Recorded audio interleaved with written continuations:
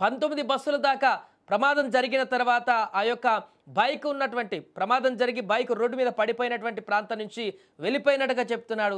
ఏదైతే Kaveri travels bus ఢీకొనడం కంటే ముందే అంతకుముందు మరొక వెహికల్ కూడా బైక్ను టచ్ చేసుకుంటూ వెళ్ళిందనేటువంటి సంచలన విషయాన్ని కూడా ఎర్రిస్వామి తాజాగా వెల్లడించారు.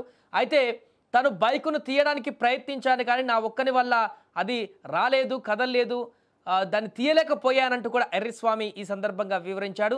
అయితే కావేరీ బస్సు కంటే ముందే మరొక బస్సు కానీ లేకుంటే పెద్ద వాహనం కానీ బస్సు అనే చెప్తున్నాడు ఎర్రిస్వామి.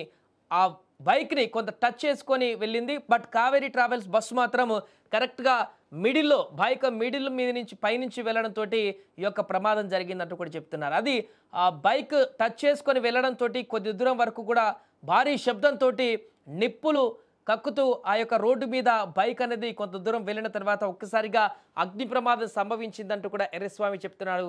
ఆ ఘటన చూసి ఒక్కసారిగా భయాందోళనకు గురైనటువంటి ఎర్రిస్వామి అదే ప్రాంతంలో అక్కడే దూరంగా పరిసర ప్రాంతాలలో ఉంటూ తచ్చాడుతూ ఏం జరిగిందో అబ్జర్వ్ చేశాడు.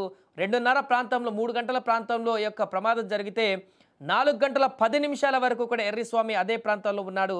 అప్పటికే ట్రాఫిక్ జామ్ అయిందంటూ కూడా చెప్తున్నాడు. రోడ్డు మీద మొత్తం కూడా గంట పరిధిలో 4:10 తర్వాత ఎస్పీ వచ్చినటువంటి తర్వాత ట్రాఫిక్ క్లియర్ అయినటువంటి తర్వాత తను అక్కడ ట్రాఫిక్లో ఉన్నటువంటి ఒక టెంపో వెహికల్ను ఒక గూడ్స్ సంబంధించిన వెహికల్ ఎక్కి తన ఊరుకు వెళ్ళినట్టు కూడా వివరించాడు. అంతేకాకుండా ఈ యొక్క ఘటన సందర్భంలో పూర్తిగా ఎర్రిస్వామి 3 సంవత్సరాల నుంచి శివశంకర్తో నాకు పరిచయం ఉంది, అనుకోకుండా వద్దని చెప్పాము అయినప్పటికీ కూడా వినలేదంటూ కూడా ఎర్రిస్వామి చెప్పడం జరిగింది.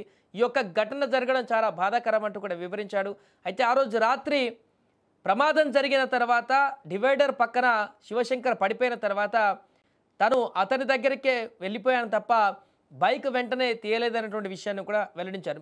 కనీసం 10 నిమిషాల పాటు బైక్ ఆ రోడ్డు మీద అదే ప్లేస్లో ప్రమాదం జరిగినటువంటి ప్రాంతంలోనే అక్కడే ఉంది ఎర్రిస్వామి చెప్పిన దాని ప్రకారం.